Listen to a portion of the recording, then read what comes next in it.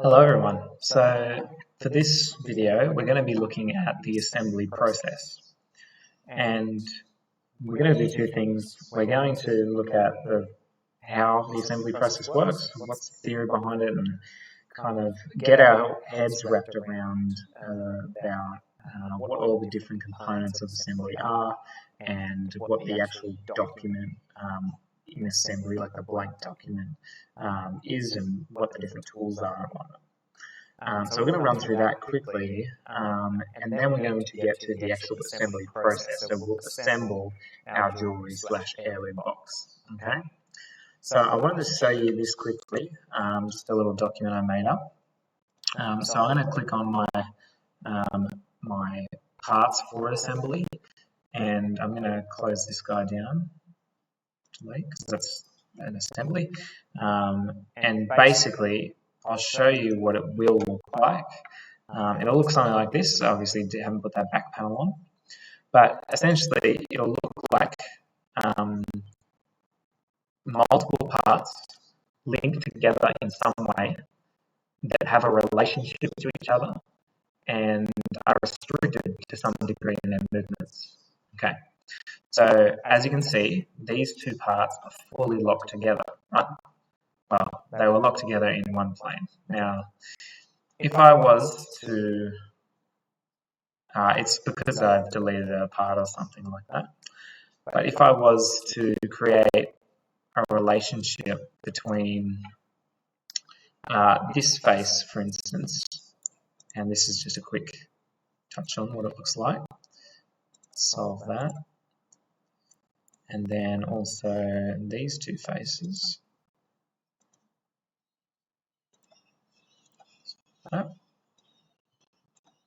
Now these two parts are fully locked together, and then there's a few other parts that are just in free movement. Okay, so we've basically touched on what the fundamentals of assembly is. It's about creating relationships between parts so that we can put them together to some degree. And there might be spaces between parts, or they might be connected like in an interlocking way, like the finger joins are. Or there might just be some kind of mechanical relationship between different parts. And as you can see, there's obviously not a great relationship between this wall and this panel here, because they're not really doing what they're supposed to be doing. However, you can see that multiple parts are moving in a way that has a relationship with each other, right? If I make it still, everything's still. If I move it down, then that side panel moves down, and the lid moves side to side as I accidentally create some variability when I'm moving down. It also moves it side to side, and then the lid moves side to side too. If I move it side to side, the lid moves side to side, and as I variably move it up and down accidentally, the side panel moves side to side. So we have a few relationships. Okay, let's have a look at what it all means. So we have a few things that we need to be conscious of in our assembly. So down here, as we know, is the type of document that we're working on. And the type of document that we'll be working on will be an assembly. So when we create a new document, we'll create an assembly.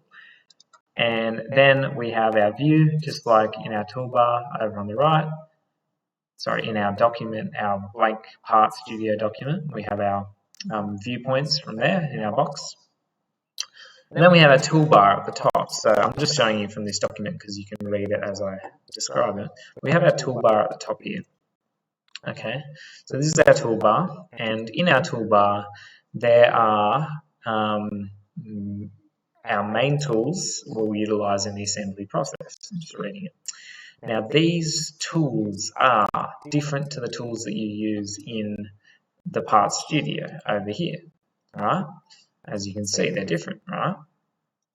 So if we look at these tools, you'll find that they're not made to change anything about our different parts. They're made to create relationships between two parts, okay? So I'll show you how that works. before I showed you how to do a planar mate. So a planar mate will, if I scroll down here,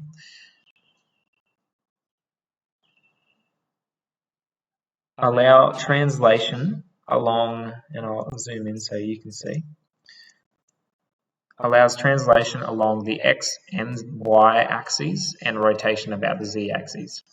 So it allows for 3 degrees of freedom. Okay. Now, when we talk about degrees of freedom, we're talking about our part's ability to move around. Okay. Now, this part in relation to this side panel here, the degrees of freedom are fairly locked. For instance, if I rotate this guy, the other part will rotate with it, okay? And everything else is rotating with it as well. So I'm just going to click out of that, Control Z. So the degrees of freedom are locked to each other. Now, if I was to lock, say if I was to lock this bottom corner of my part using a fasten mate, and I'll show you what that means in a second.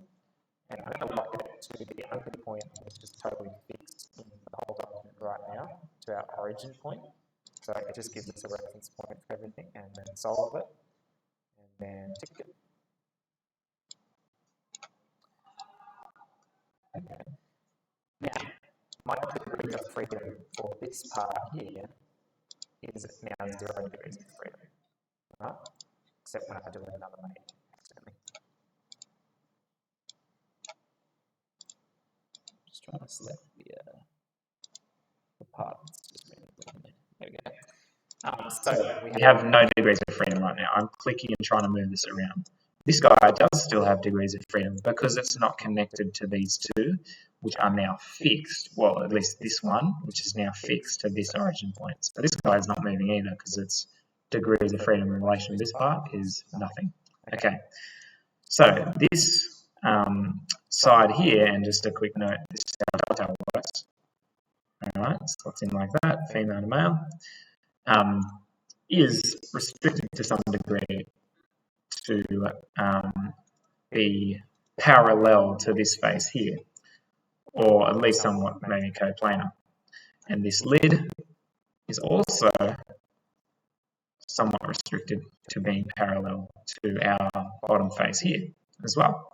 And before, it was also restricted to being coplanar as well, to this face here and that outside face over there. Right, and our fasten mate, just to throw back, allows for 0 degrees of freedom. And that's why none of these moves, because we did a fasten mate between the bottom corner of this shape, this part, and this origin point here. Alright, so we know that we have multiple different ways of creating relationships between parts. And we know that different parts will create different relationships. Sorry, different mates will create different relationships. So we call these guys up here mates, okay? So they mate these parts in different ways. Now, as you can see on my left-hand side, my mate features, it is a list of all the instances that I've mated parts together. Now, as you can see, there's a bunch of errors. That's because when I edited some parts, I deleted some as well, and now they're throwing a bunch of errors. Now, if I change the relationships between parts, it'll change what happens in my assembly, okay? Now, like if you guys, you're only using one type of relationship and then maybe one different one at the end, so maybe 2 total, but for the main part, it's using 1. But if I change the relationship from a fasten mate to a slider mate, we now have degrees of freedom along the z-axis, okay? We might be able to rotate potentially. Oh, sorry, cancel that. We might be able to rotate. I'll show you how to rotate. You can reorientate it around the axis. All right, so it's changing its relationship with the z-axis, or at least the orientation, still maintaining the exact same relationship. You can flip it on the primary axis. And this is what I wanted to show you. You can actually play out or animate the degrees of freedom that it has. Okay, So it can go up and down, and that's it. You can't rotate or anything like that. So it's a slider mate. And you might see how useful that might be if you are making some kind of mechanism that involves two things passing through each other, like a pulley or something like that. Now I can change the mate again and see what the degrees of freedom with that are. So a cylindrical mate allows for a rotation and upward motion, so there's 2 degrees of freedom there. So rotation around the z-axis and movement along the z-axis. A revolute mate is something else entirely. We can't move up and down or side to side, but we can rotate on our axes, and that's it. A pin slot mate allows for rotation and translation along the, I believe it's the y-axis, whatever the red one is.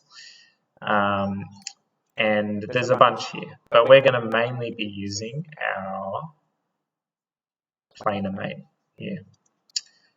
So let's see what the rotation is here. So the idea of using a planar mate, even though that has 3 degrees of freedom to it, right, x, y, and z axis, or sorry, x and y axis and rotation around the z axis, is that we're going to mate it enough times, so 3 times in particular, to eliminate all 3 degrees of freedom. So I'm going to mate it to the other parts. Okay. So I'm going to go back to fasten mate on that one, and then I'm going to tick it. All right, now we can start. Okay, you get a bit of an overview of how it all works. This is a list of all your different mates and the degrees of freedom related to it.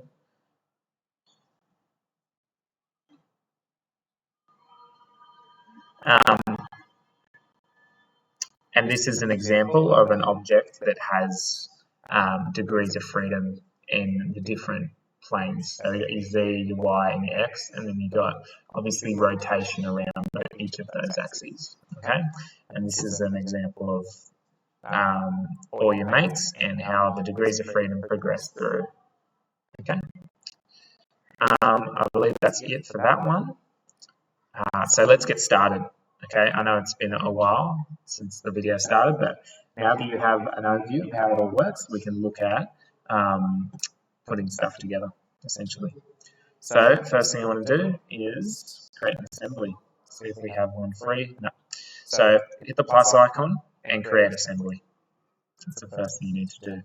Let me just check that I don't have anything on in my calendar. But while I do that, I want to direct you towards the button that says Insert. If I click on that, I now have access to public studios and my own part studios that I made. As you can see, the part studios that are down here are the ones I have direct access to. So I'm going to be utilising them, and the part studio I want to utilise is part studio number 2, because this is my most recent 12mm material part studio. So the idea is you can click on the part studio and insert them all at once. I find this to be good for some people, not so good for others. I find being able to put one in at a time and focusing on the different mates between 2 different parts and then 3 different parts and moving on progressively is a lot easier to keep track of than everything all in at once. So you can X that and it will just get rid of everything, or you can go Control-Z if you want to get rid of everything. So I'm going to insert parts, go to my part studio number 2, not one or the other one, because they're 15mm. I want my number 12mm material. And I'm going to start with putting in my base panel of 3mm. Now, I'm going to tick that, say that's the only thing I want, and we're going to make this guy to the origin point as our fully fixed part, no degrees of freedom, and we can build everything around it, okay? Because all the panels attached to this base panel, so this base plate kind of thing, so all the different side panels interlock into this guy here, and then the lid can interlock to the panels once they're fixed. So yeah. So let's start with him. I'm going to select a fasten mate, I'm going to select the center of my base panel. Now, as you can see, the axis rotates. So this axis, see the blue, red, and green lines, that's the X, Y, and Z axis. This axis will determine how our mate looks, okay, and how the part will look in relation to the other thing that we're mating it to. So I want it to be totally flat, this axis. Flat is a relative term, but in this, I'm just going to use it as an example, horizontal, I guess, as opposed to upright like that. So flat. I've clicked one mate, and I've got to click my second mate, because if you're married, then you have one mate, and then the other person is your mate, right? So it takes two to be mate, right? So we're going to mate those two parts together. I'm going to marry them up, and I'm going to have a look at what happened. And what's happened here is, maybe if we can go from this angle, is the origin point. I have a axis that's flat like that, or horizontal, and then I have the axis on my base panel that's flat or horizontal, and I've stuck those two together. Okay, so the axes stick together, all right, and they are now coplanar. So they can't move around like that. That would be a planar, mate. They're fastened together, so they're actually stuck together. No degrees of freedom, right? So no rotation about the Z axis or Y or X either, okay? And no translation along those axes, up and down, side to side, nothing. It's totally fastened. All right, so let's tick that now. Now, let me just show you what would happen if I didn't select the axes correctly. So if I get rid of my base panel and I go to the corner instead, and I do an upright mate, there we go, there's one. This is what happens, okay? Oh, that was actually not too bad. I think I accidentally selected it correctly. But it kept a flat axis, so let's go upright this time. There we go.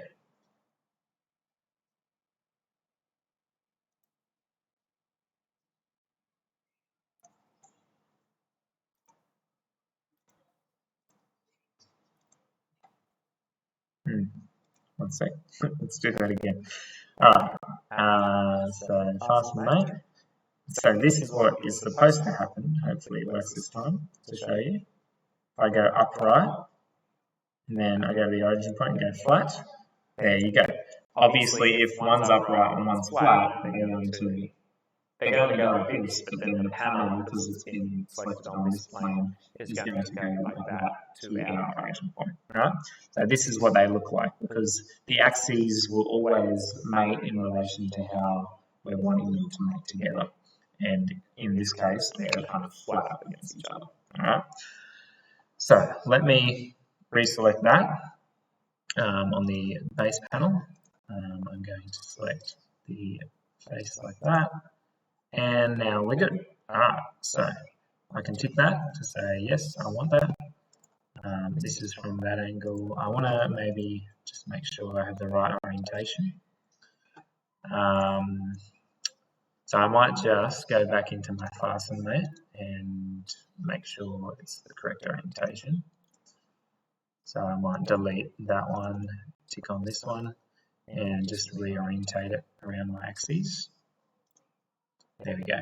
So the front will be the long edge panel that is also the front panel, and I want that to be orientated towards my front view, which you can see there. So I'm going to tick that. And you can use these guys to flip things and orientate them as you needed. Alright, so now that we've inserted the base panel, great work. We're going to make another video for the next parts of it, and we're going to essentially just run through the whole assembly in the next video. So let's do that.